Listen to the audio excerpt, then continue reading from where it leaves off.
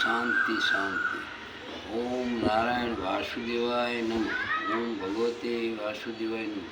આજે આપણે જીવનમાં સુખી થવામાં માનસિક શાંતિના પ્રયોગ એ વિશે થોડી ચર્ચા કરશું. એટલે જીવનમાં તમારે હંમેશા યાદ રાખ્યા જેવા આ વચનો છે.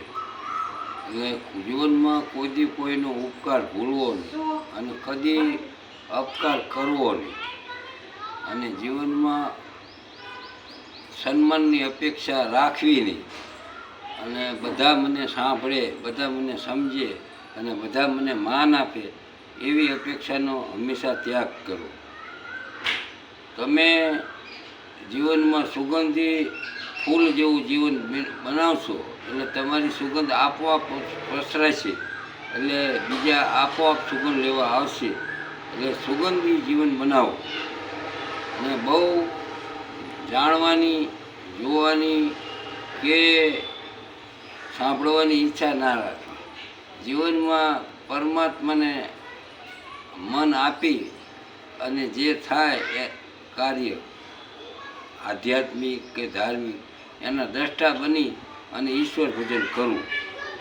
અને શ્રદ્ધા વિશ્વાસ વિનાની ભક્તિ અધોગતિ કરાવે. એટલે પરમાત્મામાં શ્રદ્ધા સંપૂર્ણ રાખી, વિશ્વાસ રાખી અને સંપૂર્ણ શરણાગતિ દ્વારા ભજન કરવાથી તમારા જીવનનું કલ્યાણ થાય છે.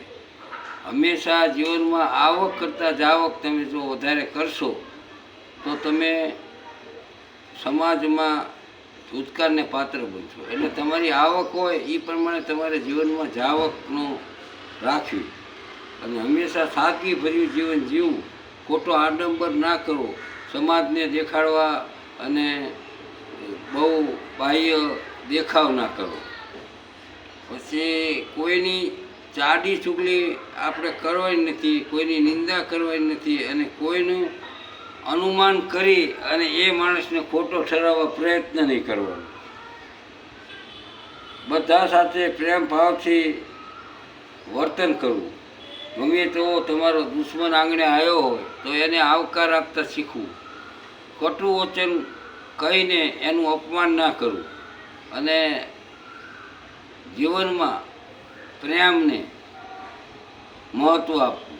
એટલે કે રૂપિયાને મહત્ત્વ ના આપવું, પણ જે સગા સંબંધી હોય એનો સ્નેહ પ્રેમ હોય, હરિભક્તો હોય એનો સ્નેહ પ્રેમ હોય, એની સાથે પ્રેમ સંબંધને મહત્ત્વ આપવું, રૂપિયાને મહત્ત્વ આપવું નહીં. કોઈથી મફતનું લેવાની ઈચ્છા રાખવી નહીં. અને ક્યાંય બને ત્યાં સુધી ધર્મદાનું ખાવાની ઈચ્છા અપેક્ષા રાખવી નહીં. અને જીવનમાં સુખ પછી દુઃખ અને દુઃખ પછી સુખ, તડકો પછી છાંયો એવું જીવનમાં કોઈ તમારે મુશ્કેલી આવી હોય તો હરેટી જવાનું નથી કે ગભરાઈ જવાની જરૂર નથી કે ચિંતા કરવાની જરૂર. દુઃખ પછી સુખ છે જ. એટલે સંતોના વચનો છે, શાસ્ત્રના વચનો છે, એનું મર્યાદાપૂર્વક પાલન કરવું અને ધર્મ મર્યાદાનું પાલન કરવું. આપણે જીવનમાં કાયમી રહેવાના નથી, એટલે પરમારથ કરતા રહેવાનું. જો તમે પરમારથનું પગલું ભર્યું છે તો એ તમને કોઈક વખત ક્યાંક ઉપકારરૂપ થશે. ભલા બનવું અને ભલા વિચાર કરવા અને જીવનમાં કદાપી કોઈનું ખરાબ કરવાનું નહીં. અજ્ઞાની હોય એનો વર્તન નહીં કરવાનો. કોઈ તમે જ્ઞાન આપ્યું હોય ને તમે બે ત્રણ સત્સંગની વાતો કરે તમને હસી કાઢતા હોય અને તમને મૂર્ખમાં ખપતા હોય તો તમારે એના વર્તા નહીં કરવાના. હવે એને અજ્ઞાનતાના હિસાબે તમારા સત શબ્દોને સમજી શકતા નથી તો તમારે નિર્લેપ થઈ રહેવાનું. દ્રષ્ટભાવ કંઈ વાંધો નહીં, હાલો. આપણી આખી જિંદગી જે છે ને એ પ્રભુમય ના બને તો કંઈ નહીં, પણ આપણને એટલી ખબર હોવી જોઈએ કે આપણી અડધી જિંદગી નિંદરમાં જાય, ચોથા ભાગની 14માં જાય આગી પાછી, અને થોડી ઘણી રહી એ વ્યવહાર અને જીવન ક્રિયા કરવામાં જાય. માટે જાગૃતતા રાખી રોજે રોજ હરિનું ભજન કરવું.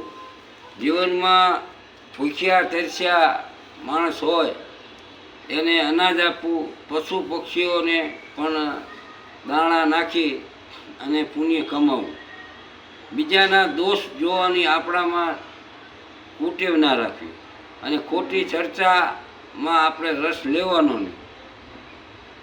અને મનમાં કોઈ અહંકાર રાખવાનો નહીં. હું જ્ઞાની છું, હું ભક્ત છું, મારા જેવો ધાર્મિક કોઈ છે નહીં, એવો અહંકાર જીવનમાં કદાપી કરવો નહીં. અને જ્યાંથી જ્ઞાન મળે ત્યાંથી જ્ઞાન પ્રાપ્ત કરવાની તાલાવેલી રાખવી.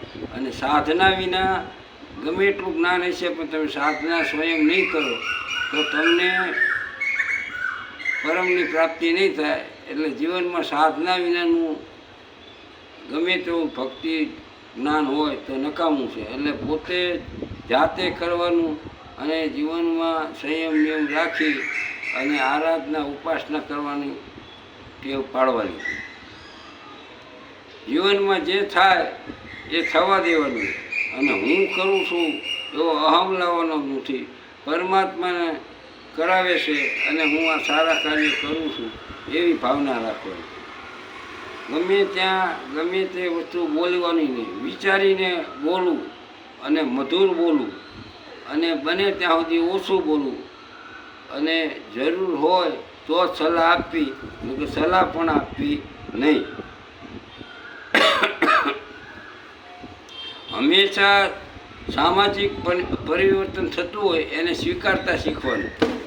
જીવનમાં પરિવર્તનશીલ જગત છે તો હું કહું છું સાચું એવું નહીં માનવાનું. એટલે જગતમાં હંમેશા જે સિદ્ધાંતો છે એમાં પરિવર્તન આવે છે.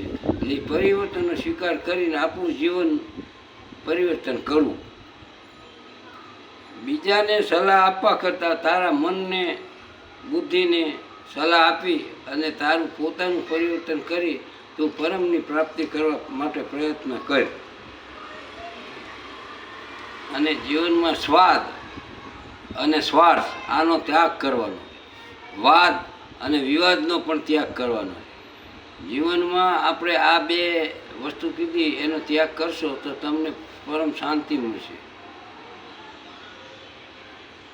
હંમેશા તમે સવારે ઉઠો ત્યારે પરમાત્માને યાદ કરી અને પરમાત્માનો આભાર માની અને જમીન ઉપર પછી પગ મૂકવું.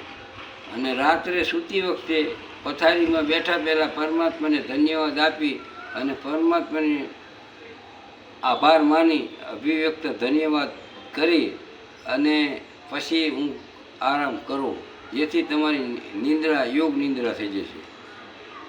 જ્યાં સુધી મનમાં સુખ ભોગવવાની ઈચ્છા છે ત્યાં લગી દુઃખનો અંત આવતો જ નથી. કારણ કે આપણને ખપે ખપે ખપે અપેક્ષાઓ ઈચ્છાઓ વધતી જશે તો દુઃખ ઊભું થતું જ રહેવાનું છે. મનમાં ભક્તિ કરો તો સંશયો શંકાનું સમાધાન કરીને શાસ્ત્ર વાંચીને સદગુરુદેવ આગળ પ્રશ્ન પૂછીને શંકાનું સમાધાન કરીને ભક્તિ કરવી. વચન વર્તન એ આપણું જે છે આચરણ એ વ્યવસ્થિત હોવું જોઈએ. આપણા જીવનમાં જેવું વાણી એવું વર્તન હોય તો આપણું જીવનમાં કિંમત થાય. અને જીવનમાં સમયનો સદુપયોગ કરવો, જે સમયનો સદુપયોગ કરતો નથી એ અધોગતિને પામે છે.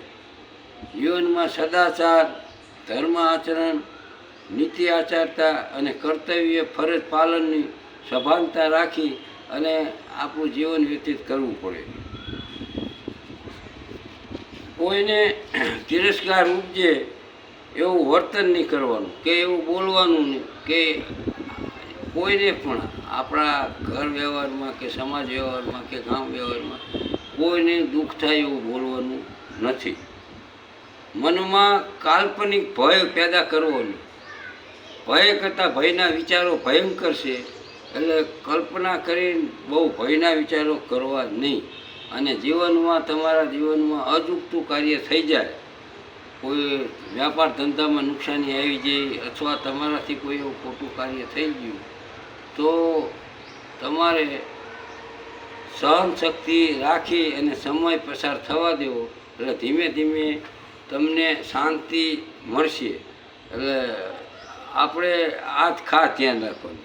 બીજું કે આમંત્રણ વગર ક્યાંય કોઈના ઘરે જમવા જવું નહીં, કે આમંત્રણ વગર ક્યાંય અમથું અમથું જવું નહીં, જેથી તમે તિરસ્કારને પાત્ર ના બનો. જીવનમાં આત્મવિશ્વાસ ખોયા વિના ધીરજ ધૈર્ય રાખી અને ભક્તિ ધર્મ જ્ઞાનનો સદુપયોગ કરતા રહેવું.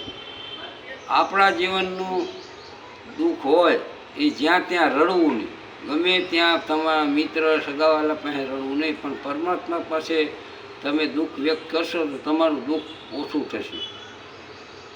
બીજાની કદર કરતાં જીવનમાં શીખો.